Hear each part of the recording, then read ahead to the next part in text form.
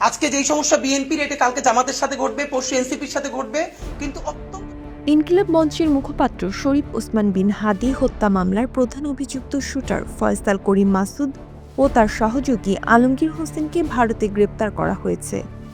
ভারতের পশ্চিমবঙ্গ রাজ্যের বনগাঁ এলাকা থেকে তাদের আটক করেছে পশ্চিমবঙ্গ পুলিশের স্পেশাল টাস্ক ফোর্স এসটিএফ।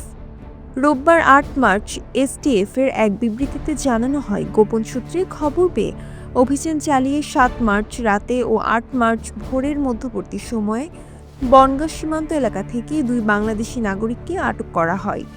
তারা বাংলাদেশি চাঁদাবাজি ও খুনসহ একাধিক গুরুতর অপরাধ করে পালিয়ে অবৈধভাবে ভারতে প্রবেশ করেছিলেন বলে জানায় পুলিশ। আটক ব্যক্তিরা হলেন রাহুল ওরফে ফয়সাল করিম মাসুদ, পটুয়াখালীর বাসিন্দা, আলমগীর হোসেন, ঢাকার বাসিন্দা।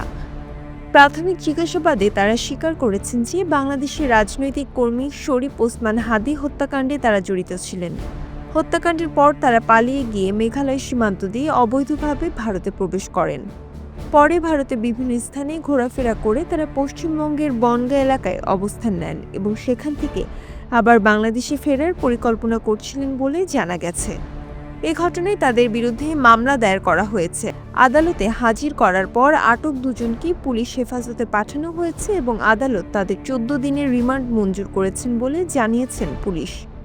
এর আগে গত ১৪ ডিসেম্বর প্রকাশিত এক প্রতিবেদনে জানানো হয়, শরীফ ওসমান হাদীকে রিকশায় চলন্ত অবস্থায় গুলি করে হত্যার পর ২ শুটার ময়মনসিংহ সীমান্ত দিয়ে ভারতে পালিয়ে যান। ফয়সাল ও আলমগীর প্রথমে ঢাকার মিরপুর থেকে একটি প্রাইভেট কারে করে আশুলিয়া হয়ে গাজীপুর পথে ময়মনসিংহে যান। পরে সেখানে গাড়ি পরিবর্তন করেন।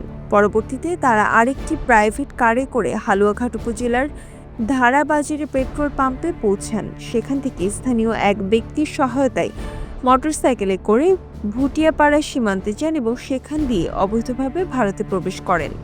তাদের সীমান্ত পার করে দেওয়ার সঙ্গে জড়িত স্থানীয় ওই ব্যক্তিকে এখনও আটক করতে পারেনি পুলিশ।